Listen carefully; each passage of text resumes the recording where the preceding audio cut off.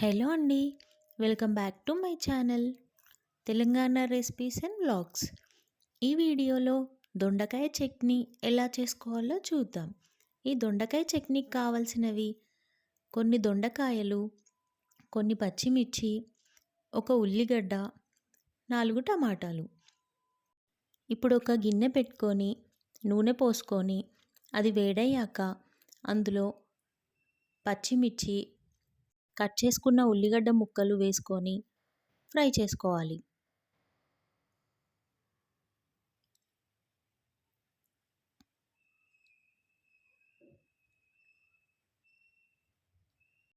ఒక table spoon జీలకర్ర, ఒక టేబుల్ స్పూన్ ధనియాలు వేసుకొని కలుపుకోవాలి.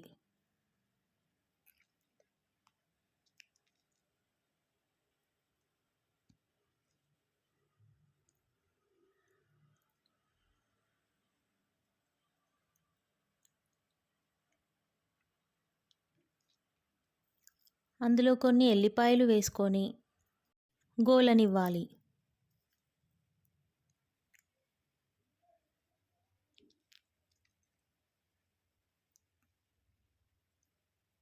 ఇప్పుడు కట్ చేసుకున్న దొండకాయ ముక్కలు, కట్ చేసుకున్న టమాటా ముక్కలు వేసుకొని కలుపుకోవాలి.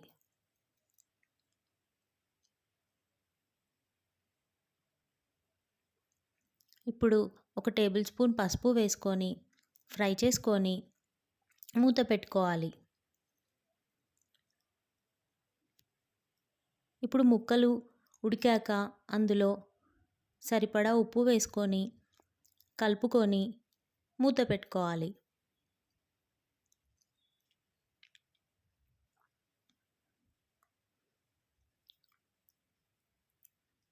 పూర్తిగా ఉడికాక స్టవ్ ఆఫ్ చేసుకొని చల్లారనివ్వాలి.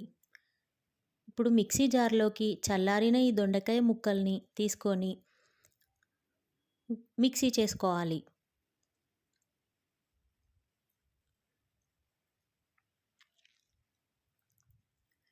పేస్ట్లా చేసుకున్నాక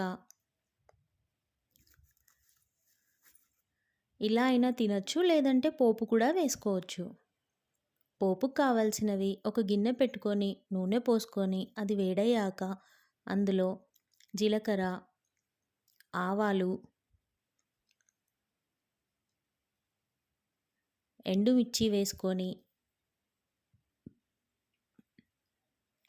కొంచెం పసుపు వేసుకొని స్టవ్ ఆఫ్ చేయాలి.